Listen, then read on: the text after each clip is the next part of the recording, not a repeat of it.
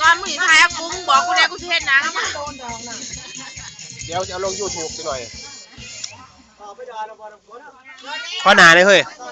เอาข้อหนาตัวเลยเฮ้ย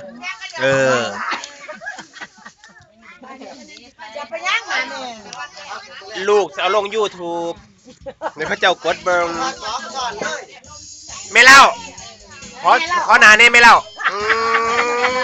ไม่เล่างามขนาดแม่เล่าแต่อยู่หนาเวทีพุ่น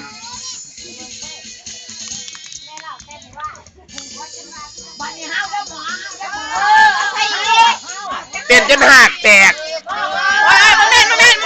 มาเมนขอบอกหลายนึงโมเมนที่โตกะละมาโมเมน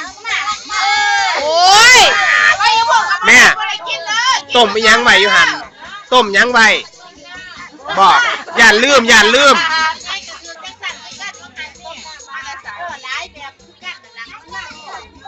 โอ้ยเพิ่นมาเขาก็มาแต่เงินไหน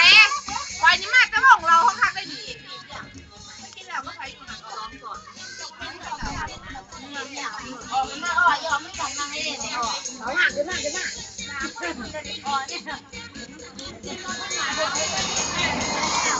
2 นาทีก็พอแล้ว